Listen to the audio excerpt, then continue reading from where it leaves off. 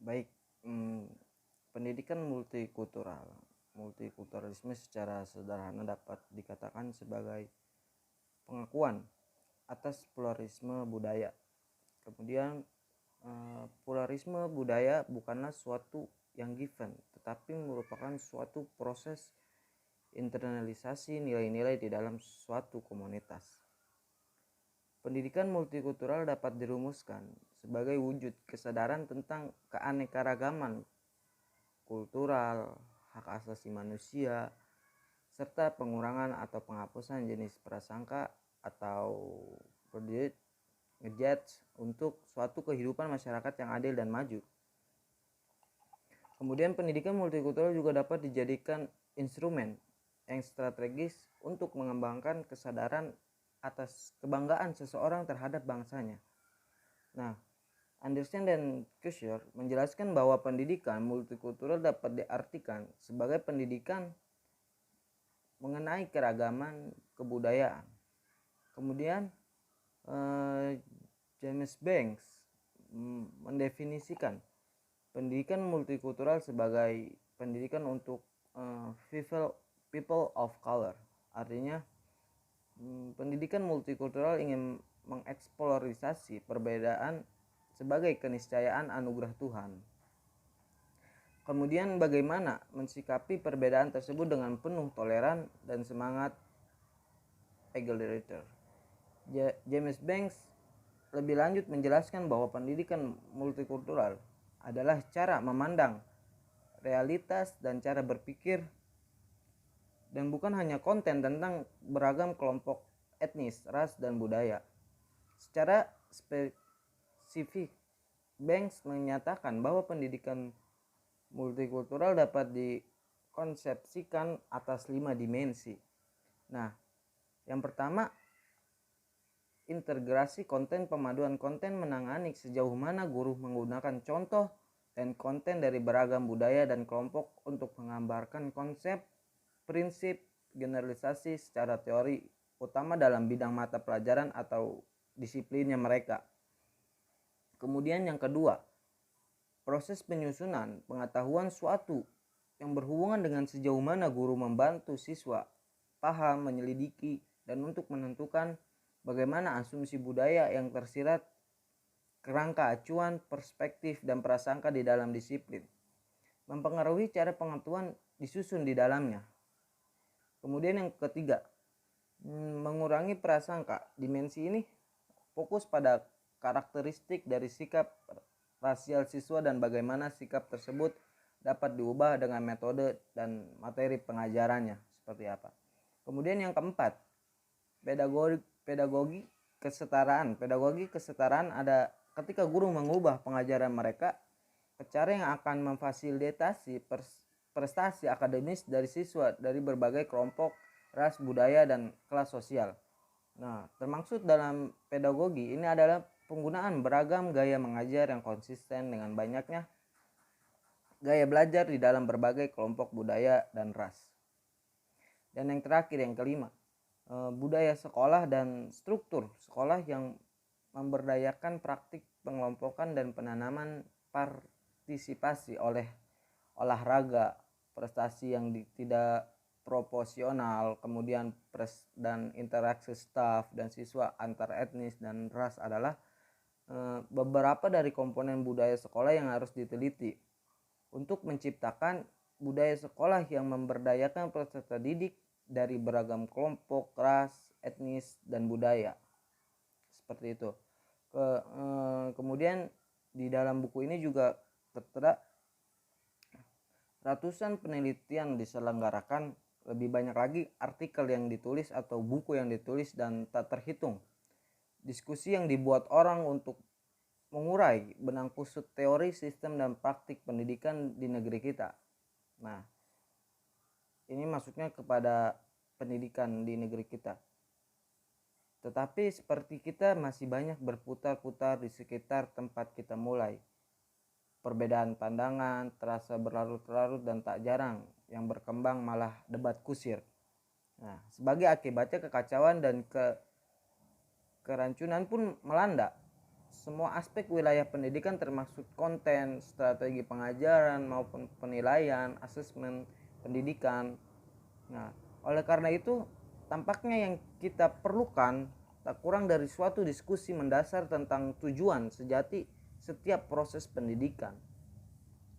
Nah, pasal 31 ayat 3 Undang-Undang Dasar kita yang telah di-amandemen maupun UU Sidiknas 2003 yang sudah sering kita dengar, sesungguhnya telah dengan jernih menetapkan bahwa segenap proses pendidikan haruslah ditujukan untuk pengembangan keseluruhan potensi manusia demi mencapai kehidupan sejahtera, baik secara fisik, mental, dan spiritual, dan bukan hanya melahirkan warga negara yang baik, good citizens, apalagi sekedar membangun angkatan kerja yang kompetitif, seperti itu.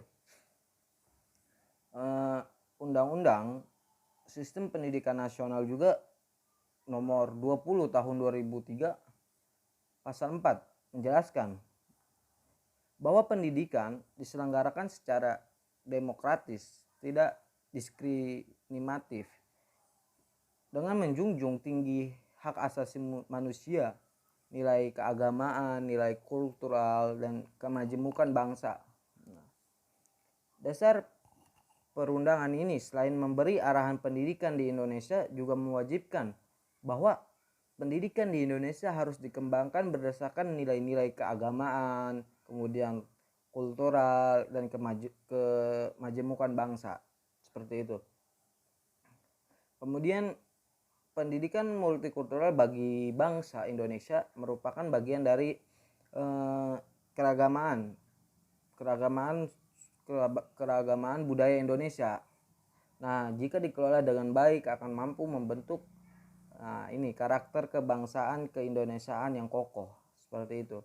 Nah, kemudian Indonesia merupakan salah satu negara multikultural terbesar di dunia karena itu pendidikan multikultural sangat memiliki kontribusi dalam menyukseskan kebijakan pendidikan berbasis karakter yang dapat menjadi praktek budaya bangsa. Nah, kemudian pendidikan karakter bertujuan untuk mewujudkan nilai-nilai perilaku atau karakter warga belajar yang meliputi pengetahuan, kemudian kesadaran atau kemajuan. Nah, dan tindakan untuk melaksanakan nilai-nilai baik terhadap Tuhan Yang Maha Esa, diri sendiri, sesama lingkungan, berbeda ras maupun kebangsaan, sehingga menjadi insan kamil.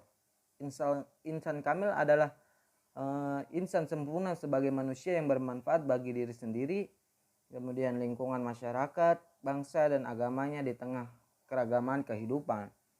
Nah, untuk itu pendidikan multikultural menjadi suatu yang sangat penting dan mendesak untuk diimplementasikan dalam praktis pendidikan di Indonesia. Nah, karena pendidikan multikultural dapat berfungsi sebagai sarana alternatif pemecahan konflik. Nah, kemudian pembelajaran berbasis multikultural, siswa diharapkan tidak tercerabut dari akar budayanya, seperti itu. Nah, kemudian kalau kita mau ringkas tujuan setiap upaya pendidikan adalah memanusiakan manusia. Dengan kata lain, pendidikan adalah suatu kegiatan untuk mengaktualkan potensi manusia sehingga benar-benar menjadi manusia sejati. Nah, yakni mengaktualkan berbagai potensinya untuk dapat benar-benar menjadi manusia yang sejahtera dan berbahagia, yakni manusia-manusia yang memiliki kehidupan yang penuh makna bagi orang lain dan bagi dirinya sendiri. Nah, mengutip ungkapan A.F. Schumacher dalam buku klasiknya, nah ini di buku sini juga ada, pendidikan kita hendaknya tak hanya menekankan pada know-how, tetapi justru harus mengembangkan aspek know why, yakni makna, meaning dari kemampuan dan keterampilan yang kita miliki itu dalam mencapai kebahagiaan hidup. Nah, Tulisan ini berusaha menawarkan suatu filosofi pendidikan, suatu pergeseran paradigma yang diharapkan dapat memberikan perspektif yang benar sekaligus mengikat semua unsur dari sebuah kurikulum yang baik. Nah, pertama kali perlu ditegaskan di sini bahwa manusia bukanlah sebuah artificial inteligensi betapapun canggihnya, selain kekuatan fisik dan kemampuan berpikirnya seorang manusia. Nah, kemudian pertanyaannya sekarang, apa konkretnya dan sasaran proses pendidikan? Nah, kemudian yang pertama, mengembangkan manusia yang mampu hidup bahagia. Kemudian yang kedua, memiliki kreativitas dan daya imajinatif yang melejitkan daya-daya kemanusiaan yang paling dahsyat. Nah, ketiga, berbagi kecerdasan yang diperlukan untuk dapat hidup sebaik mungkin. Dan yang keempat, memiliki karakter atau moralitas atau toleransi. Nah, tajuk dalam bab-bab setelah ini terutama akan menyoroti masalah-masalah tersebut. Nah, kemudian saya akan membahas bahagia atau pintar. Nah, mendidik seorang anak itu bahagia atau pintar, mendidik peserta didik itu bahagia atau pintar. Nah, setiap guru ataupun orang tua yang mendapatkan pertanyaan ini cepat atau lambat akan menjawab yang jelas anak bahagia dong. Nah, tetapi apakah benar anak pintar tak mesti bahagia? Jawabannya, ya, anak pintar belum tentu bahagia. Bahkan anak pintar yang tidak memiliki karakter tertentu bisa diduga pasti tidak bahagia, bahkan belum tentu pintar. Nah, jangankan kesuksesan saja, tak selalu ada hubungannya dengan kepintaran. Nah, di sini dijelaskan di dalam buku ini suatu penelitian di Harvard University, mahasiswa kedokteran, hukum, bisnis, dan keguruan. Nah, di sini ada menunjukkan bahwa kesuksesan tak ada sama sekali dengan kepintaran sebagai dengan IQ. Hanya anak yang memiliki tertentu meski tidak pintar punya peluang untuk bahagia. Nah, marilah kita ubah paradigma dalam mendidik anak untuk memfokuskan proses pendidikan pada pemenuhan syarat-syarat untuk bahagia ketimbang sekadar untuk pintar. Nah, marilah kita menekankan proses pendidikan pada penanaman karakter positif anak. Nah, mari juga menjadi pendidik yang selalu memfasilitasi suasana yang nyaman. Nah, kebanyakan guru memfasilitasi suasana yang tidak nyaman, seperti guru yang temperamental. Nah, bagi anak-anak kita selalu memelihara harga diri mereka dan selalu memberi ruang seluas-luasnya bagi anak-anak kita untuk mencoba dan salah. Hanya dari itu semualah kreativitas bisa terlahir. Nah, kemudian yang terakhir, pendidikan multikultural kian mendesak untuk dilaksanakan di sekolah. Nah, kenapa? Karena dengan pendidikan multikultural, sekolah akan menjadi lahan untuk menghapus prasangka dan sekaligus untuk melatih membangun karakter. Nah, di sini untuk membangun karakter, pendidikan multikultural juga karakter peserta didik agar mampu bersikap demokratis, humanis, dan pluralis. Melalui pendidikan multikultural, bangsa Indonesia akan menjadi bangsa yang aman, tentram, dan akan tercipta rasa saling menghargai dan rasa toleransi di antara sesama atau antara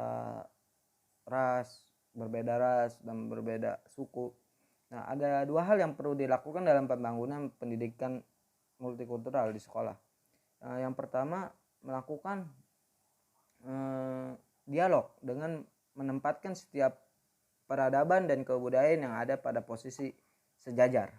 Nah, kemudian yang kedua, mengembangkan toleransi untuk memberikan kesempatan masing-masing kebudayaan saling memahami. Nah, di sini toleransi di sini tidak hanya pada tataran konseptual, melainkan juga pada teknik operasionalnya.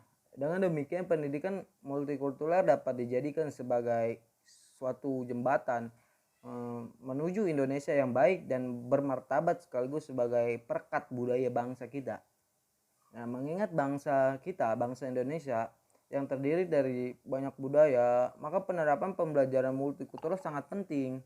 Nah, kenapa? Untuk meminimalisasi dan mencegah terjadinya konflik di beberapa daerah.